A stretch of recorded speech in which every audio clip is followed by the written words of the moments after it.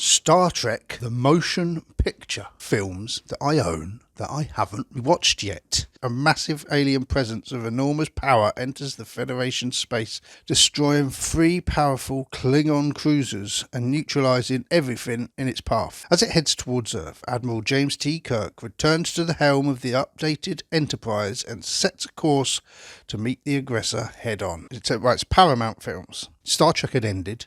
They was banding this script around for ages to want to make a Star Trek film. Wasn't really going anywhere. Star Wars came out, and then suddenly everyone wanted to make sci-fi. So this was the first Star Trek to sort of have a half-decent special effects and things, So obviously being a feature film, a massive leap from what you'd seen on the TV. This was released in the 70s. It wasn't as well received as Star Wars, but it did establish the fact that there still was a massive Star Trek audience out there, and it relaunched the Star Trek franchise. So I'm going to watch it, then I'm going to come back and tell you what I thought of it.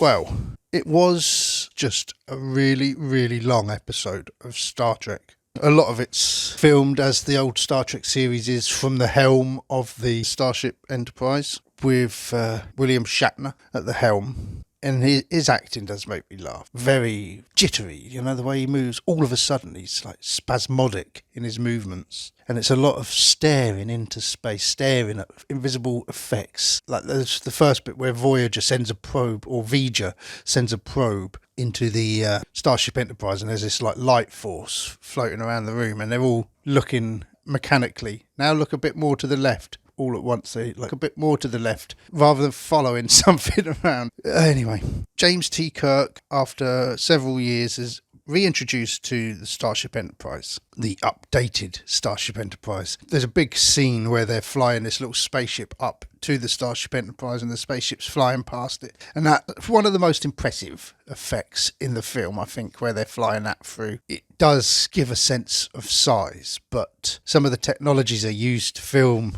the special effects on here sort of pale in comparison to the likes of Star Wars and 2001, Close Encounters of the Third Kind, all films that had come out before and around that time. But they're trying a lot, there's a lot of little miniature men floating around in space and doing somersaults, and men in spacesuits jetpacking around. But you could always see that they were sort of layered on. When Kirk and Scotty are flying the little spaceship through space, you could see that they're just superimposed onto the cabin. It just looks a bit naff. But they try to really prolong all these special effects shots. And you can see that the director, Robert Wise, you could tell he's saying, this isn't Star Wars. This is more thoughtful than Star Wars. So we need to sort of emulate the thoughtful, deliberate tracking and movements of the spaceships like they did in 2001. Unfortunately, it never fails to look like filming tiny models. Even when you're up close to it, you can tell it's a model. They haven't managed to perfect that illusion.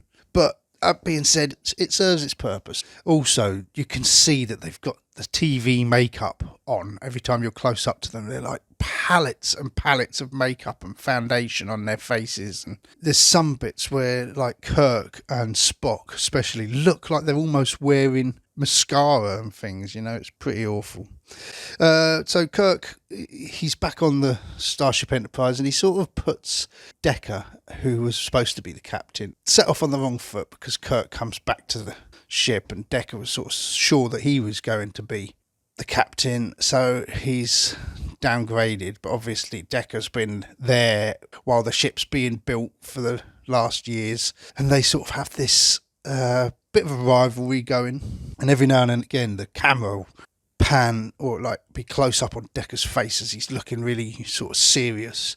But anyway, there's this big cloud going through, destroying things, heading for Earth, and Kirk and that have been sent to intercept it. And there's this woman on the ship called Ilya, who's had a past relationship with Decker, but she's now celibate, she says, and she's this bald lady. I remember bits of this film, so I must have seen it when I was a child, because I remember the bald lady. I remember the scene where they tried to beam people up to the Starship Enterprise, but before they're ready, and they sort of get lost in the ether. It's almost like The Fly, what's happening to them as they come through. They're distorting and that, but you can't really make them out, and then it sends them back, and then you hear someone on this other end say, whatever returned this end didn't live for long. And it's quite a disturbing thought. It's quite dark. So you've got all the other characters in there. You've got Bones and Chekhov, Spock, Kirk, Scotty, as you've got in the series, but all a little bit older, but all,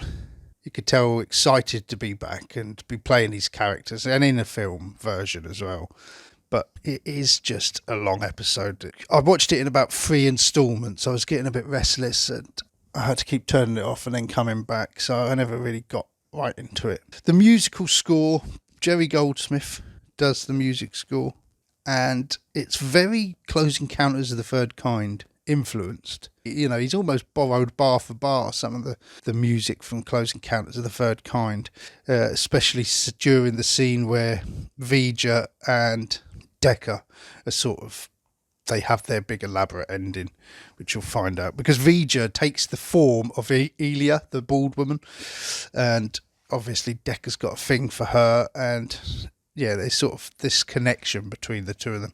But it's like very 70s looking. The uniforms are very tight, sort of one-piece jumpsuits with some of the actors, putting one too many rolled up socks down their trousers, But it's good to watch it. I'm looking forward now to watching the second one, which I think is meant to be the best Star Trek film ever made, which is The Wrath of Khan.